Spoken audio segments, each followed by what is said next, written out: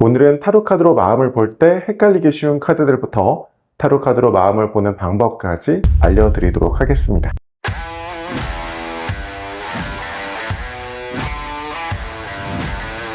마음에 대해서 질문하는 게 범위가 되게 광범위하기 때문에 오늘 영상에서는 남녀 관계를 주제로 한번 진행해 보도록 하겠습니다. 보통 이 카드가 썸 단계에 나오면 어떤 마음이다, 연애 초기에는 어떤 마음이다, 헤어졌을 때는 어떤 마음이다, 외우거나 아니면 왠지 이 카드는 부정적인 느낌이야, 싫어하는 거겠지, 이거는 대략 몇 퍼센트 확률로 좋아하는 마음일 거야, 전자 아니면 후자의 경우로 해석을 하실 텐데, 카드를 외우거나 카드 이미지에서 느껴지는 그 느낌으로 리딩을 하게 되면은 실전에서 막힐 수밖에 없고 또 내담자의 실제 상황을 반영하지 못할 수 있습니다. 제가 초급 강의에서도 말씀드렸지만 결국에 중요한 거는 카드를 그 뼈대, 그 상황 자체로 인식한 후에 내담자의 고민 상황이나 주변에 함께 등장한 카드와 어울려서 봤을 때 어떠한 상황에 가까운지 의역하는 단계를 통해서 해석하는 게 어떤 상황에서도 막히지 않고 꾸준히 할 수 있는 방법이라고 할 수 있거든요.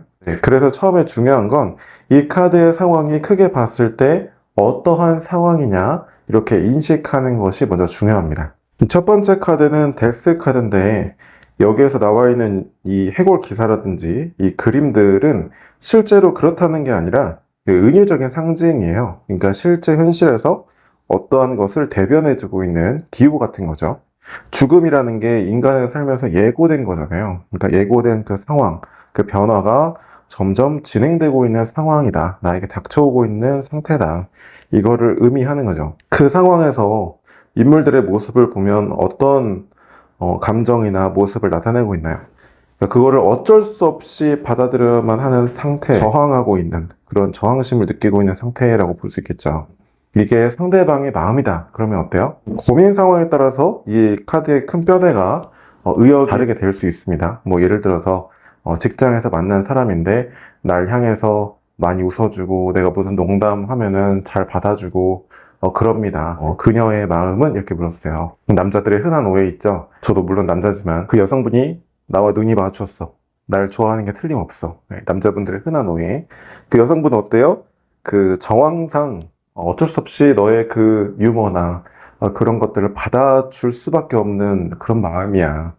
이런 상태라는 거죠. 그러니까 직장 상사와 하급자 사이에 그런 마음밖에 없어. 뭐 이렇게 리딩할 수도 있죠. 상황에 따라서는 이게 또 다르게 의역될 수도 있습니다. 예를 들어서 뭐 연인 관계인데 지금 우리 관계가 문제가 많고 어떤 좀 안 좋은 상황이에요. 그러면 상대방의 마음은 그러면 나도 우리 관계가 이렇게 끝나간다는 걸 받아들이는 게 쉽지는 않아.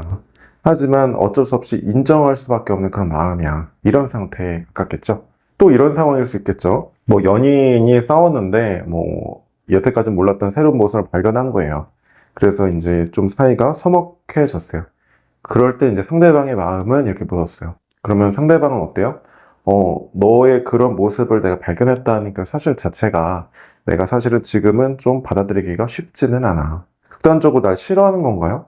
그렇게 리딩 하실 필요는 없습니다. 그 감정을 느낀다는 것 자체가 사실은 나와의 관계를 끝내고 싶지 않다라는 마음인 거거든요. 두 번째 카드는 절제인데 천사가 두 잔의 물을 섞고 있고 한쪽 발은 물에 한쪽 발은 땅에 딛고 있어요.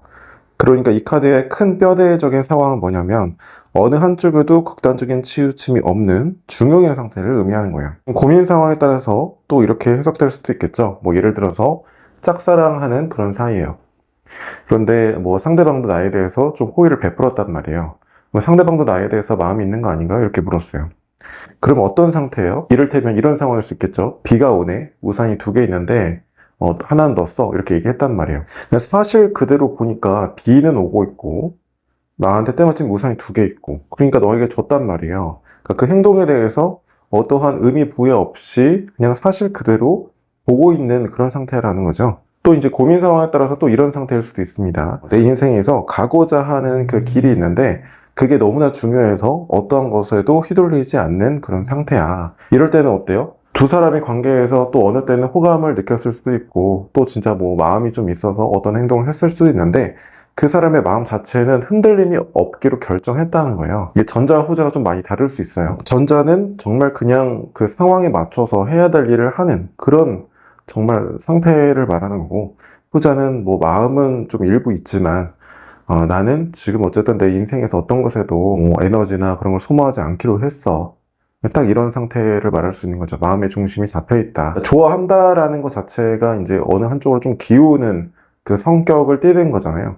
근데 이거는 정말 어느 한쪽에도 치우치지 않는 상태이기 때문에 그 카드의 큰 뼈대를 고려해서 의역하시면 이제 또 풍부한 해석을 하실 수가 있습니다. 세 번째 카드는 심판인데, 심판은 보통 부활한다라는 키워드를 많이 암기하고 계신 경우가 많아서 그 고정관념 때문에 실전에서 응용이 어려운 경우가 많습니다. 카드를 보면은 천사가 나팔을 불고 있고 시체들이 그에 맞춰서 일어나고 있죠. 그러니까 어떤 정해진 때나 시기가 온 것일 수도 있고 그 상황이 딱 펼쳐진 도래한 상태일 수도 있죠. 그 상황 속에서 또 사람들은 드디어 때가 왔구나 이렇게 인식할 수도 있고, 또는 어떤 이런 환경적인 어떤 사건, 큰 상황이 닥쳤구나 이렇게 인식할 수도 있고, 또 한편으로는 갑자기 결론과 같은 그런 상황이 되어버렸네, 이렇게 끝이 났네 이렇게 느낄 수도 있단 말이에요. 근데 이 카드가 상대방의 마음으로 나온다 그러면 어떤 거겠어요? 상황에 따라서 좀 달라질 수 있는데 직장 동료 사이예요. 그러면 그만큼 나를 크게 인식한다라는 거죠. 어떤 동등한 관계로 보는 게 아니고 그만큼 나라는 존재를 크게 바라본다. 큰 인물로 인식하고 있다는 겁니다. 또 고민 상황에 따라서는 드디어 내게 때가 왔구나. 그동안 고생하고 노력한 보람이 있구나. 드디어 결론이 딱 났구나.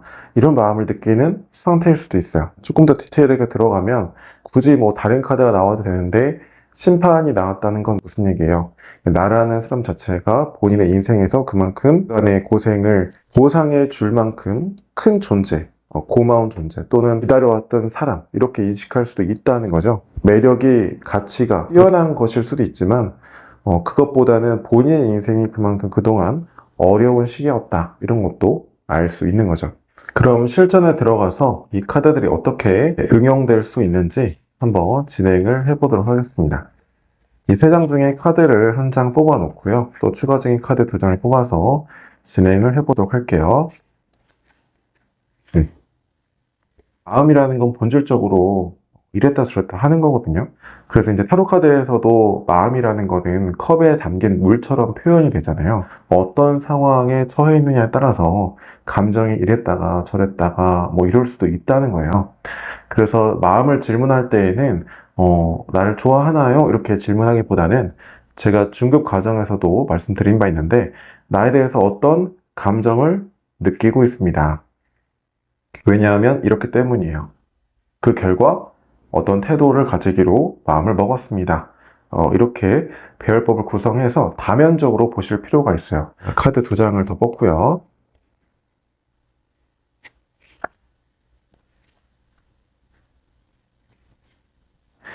네, 고민 상황은 올해 대학에 입학하신 분들도 많으실 텐데 한 학기 끝나가면서 알게 된 오빠가 있는데 오빠와 뭐 같이 수업도 듣고 왠지 밥도 먹고 저에 대해서 좀 호감이 있는 것 같은데 그 오빠의 마음은 어떨까요? 이렇게 보도록 하겠습니다.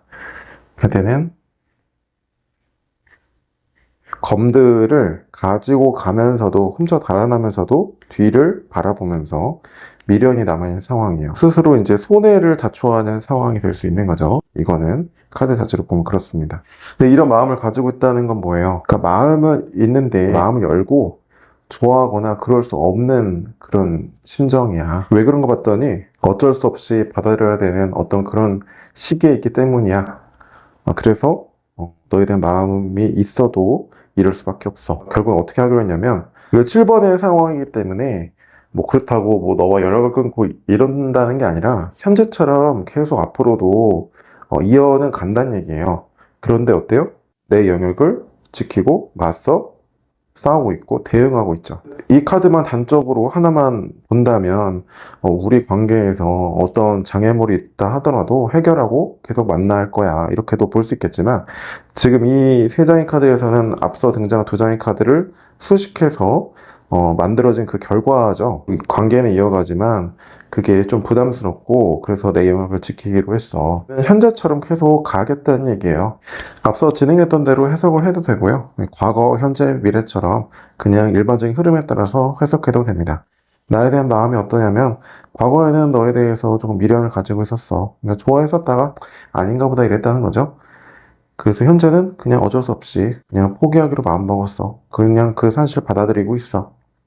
그래서 앞으로는 좀 힘들겠지만 잘 지내볼 생각이야. 그냥 이렇게 지내볼 생각이야. 이렇게도 해석해 볼 수 있겠죠. 결국에 중요한 건 어떤 카드가 나왔을 때 이건 좋아하는 거다, 아니다 이렇게 정해놓고 외우거나 또는 카드에서 느껴지는 긍정이나 부정 이미지에 의존해서 느낌으로 하기보다는 카드의 상황을 그냥 상황 자체로 인식하고 그 다음에 고민 상황과 함께 등장한 카드와 연계해서 스토리텔링 하는 것이 중요합니다. 지금까지 타로 카드로 마음을 볼 때 어려워할 수 있는 카드들, 그리고 또 어떻게 마음을 보는지까지 진행을 해봤습니다. 앞서 영상에서 말씀드린 그 내용들 잘 기억하셔서 적용해서 하시면 크게 어려움 없으실 거예요. 지금까지 타로 알려주는 남자였습니다. 고맙습니다. 카카오톡 채널 타로 알려주는 남자를 친구 등록하시면 가장 빨리 소식을 받아보실 수 있습니다.